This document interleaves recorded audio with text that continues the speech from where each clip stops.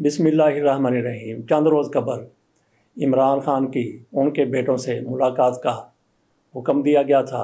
इस पर मुस्लिम लीग नून की तरफ से शदीद रद्द-ए-अमल सामने आया था। इरफान सिद्दीकी साहब की तरफ से कहा गया था कि क्या नवाज शरीफ को ये सहूलत दी गई थी।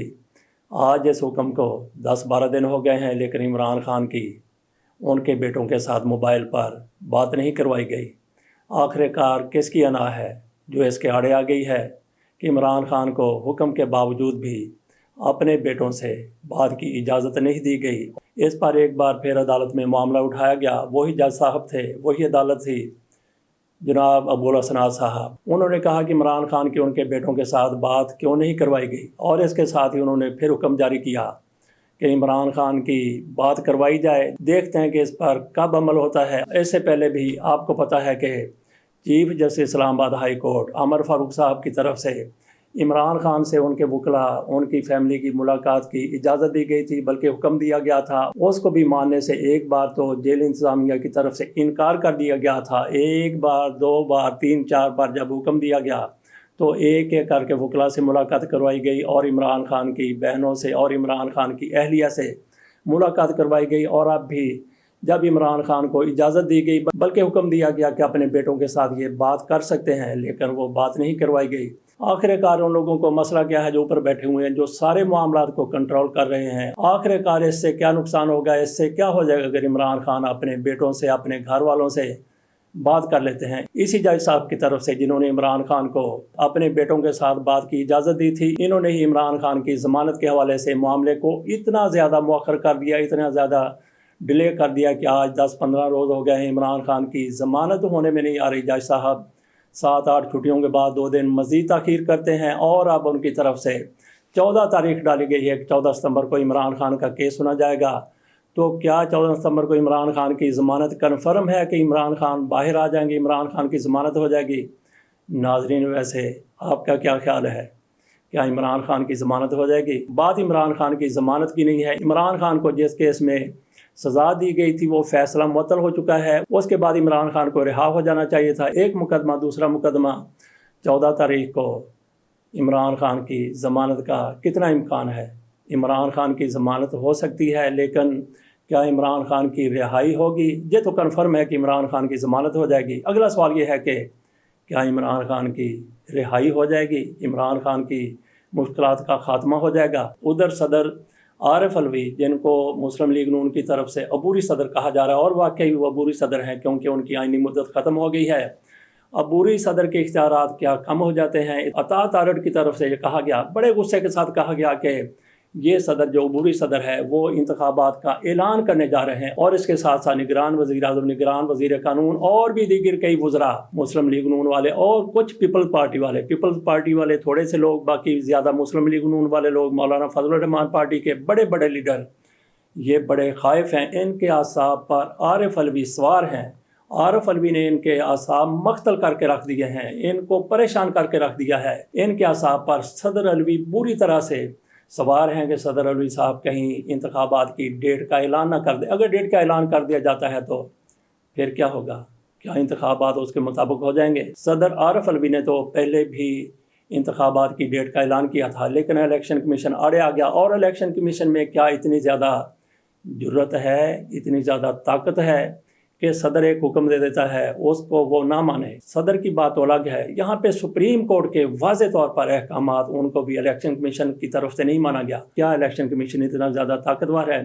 असल में वो लोग ताकतवर हैं जो इलेक्शन कमीशन को भी चलाते हैं, जो इम्पोर्टेड हुकूमत को चलाते रहे, जो निगरान हुकूमत की निगरानी कर रहे हैं। असल बात तो वहीं से शुरू होती है, वहीं पे ख़त्म हो जाती है। आज पे निगरान वज़ीर-ए-आज़म की तरफ से कहा गया कि इंतखाबात का ऐलान सिर्फ इलेक्शन कमीशन कर सकता है, सदर के पास ये इख्तियार नहीं है। और वज़ीर कानून भी ये सदर अलवी के साथ मुलाकात के दौरान कह चुके हैं कि जनाब, अगर आप तारीख का ऐलान देंगे तो इलेक्शन कमीशन उसको नहीं मानेगा। ये तो इनकी बातें हो गई। जब आपको पता है कि सदर अलवी अगर इलेक्शन का ऐलान कर दें, इलेक्शन की डेट दे दें, तो भी इलेक्शन कमीशन के पास इख्तियारात हैं कि वो अपनी मर्ज़ी करे, सदर का कहा ना माने, सदर की हदायत पर अमल ना करे, तो फिर फ़िक्र किस बात का? तो फिर असाब क्यों जवाब दे रहे हैं? तो फिर क्यों ऐसी बातें की जा रही हैं कि सदर के पास इख्तियार नहीं है? जब सदर के पास इख्तियार नहीं है, वो ऐलान कर देते हैं, तो फिर क्या हो सकता है? اصل میں ہونا یہی ہے کہ صدر کے پاس واقعی انتخابات کی ڈیٹ دینے کا اختیار ہے. صدر صاحب ڈیٹ کا اعلان کر دیتے ہیں تو ان کی طرف سے نہیں مانا جائے گا. تو کبھی نہ کبھی آپ کو یاد ہوگا کہ صدر پرویز مشرف نے ایمرجنسی کا اعلان کیا تھا. اس وقت سپریم کورٹ کی طرف سے اس کو مسترد کر دیا گیا تھا، لیکن صدر مشرف اس وقت طاقت میں تھے. انہوں نے سپریم کورٹ کے آرڈر کو ایک طرف پھینک دیا. لیکن جب سپریم کورٹ اپنے آپ میں آئی، اپنے زور میں آئی، اپنی قوت میں آئی، اپنے اختیارات میں آئی، تو وہی صدر پرویز مشرف جن کے اس حکم کو نہ صرف یہ کہ مسترد کیا گیا، ختم کیا گیا، کالعدم قرار دیا گیا، بلکہ ایک جج کی طرف سے پرویز مشرف کو سزائے موت بھی سنا دی گئی. اصل میں ڈر یہی ہے کہ کبھی نہ کبھی صدر علوی کا آج کا کیا ہوا اعلان ان کے گلے پڑنا ہے، اس لیے یہ اس طرح کی باتیں کر رہے ہیں. اسی وجہ سے اطاعت آرڈر پر، مسلم لیگ نون کے سارے لیڈروں کے اعصاب پر، الیکشن کمیشن پر، نگران حکومت کے اعصاب پر صدر علوی بری طرح سے سوار ہیں. مونا حبیب صاحبہ، ان کے بارے میں کئی ویلاگ بن چکے ہیں، کئی تحریریں سامنے آ چکی ہیں. کچھ لوگوں کی طرف سے تو یہ بھی کہا جانے لگا، ان کی کردار کشی تک بھی لوگ پہنچے ہوئے ہیں کہ کس طریقے سے ان کے امریکی سفیر کے ساتھ، رچرڈ اولسن کے ساتھ تعلقات تھے، کیسے تعلقات تھے، رنگ رلیاں منائی جاتی تھی. یہ الفاظ لکھے گئے ہیں تھم نیل پر. مونا حبیب کہاں پہ ہیں؟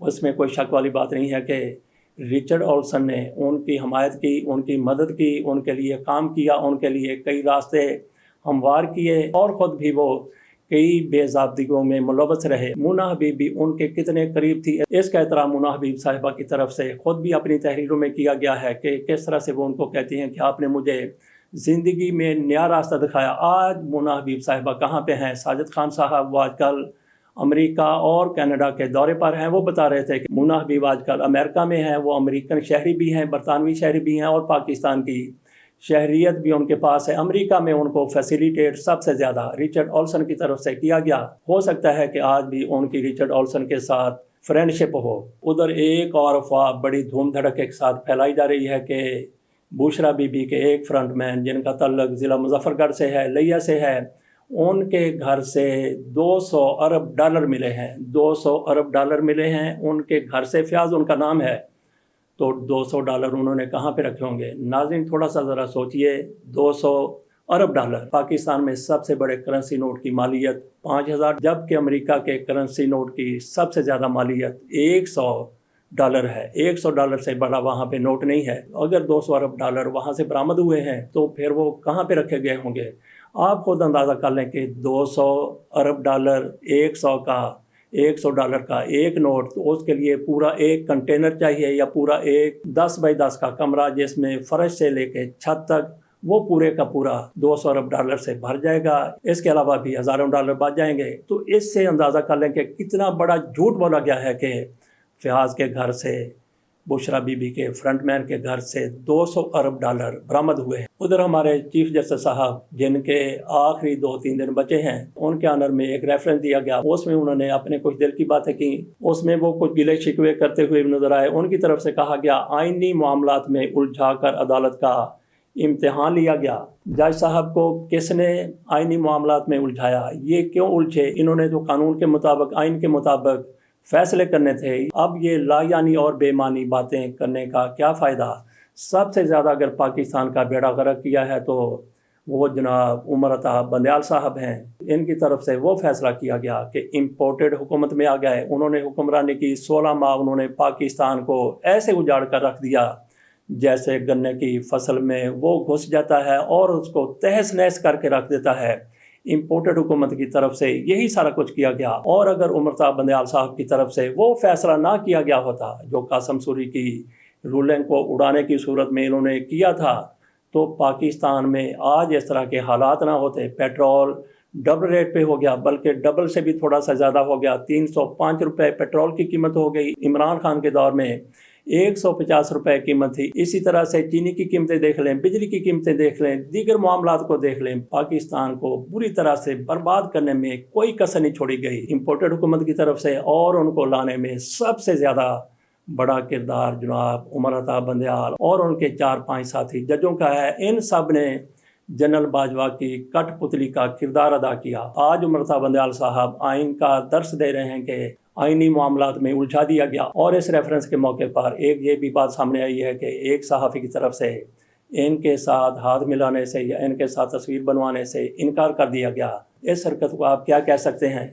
وہ صحافی جن کی شہرت ہے کہ وہ قاضی فائسہ کے ٹاؤٹ کے طور پر کام کرتے ہیں، اور ایسے ہی انہوں نے اس موقع پر کیا جب عمر تا بندیال کی الوداعی تقریب جاری تھی۔ تو ناظرین کیا آپ اس چیز کی حمایت کرتے ہیں کہ جو جج صاحب جا رہے ہیں ان کے ساتھ نفرت کا اظہار کرنے کے لیے، اور جن کے ٹاؤٹ ہیں ان کے لیے محبت کا، حمایت کا اظہار کرنے کے لیے آپ اس طرح کا کوئی اقدام اٹھائیں؟ اس کے ساتھ اجازت دیجیے۔ اللہ حافظ۔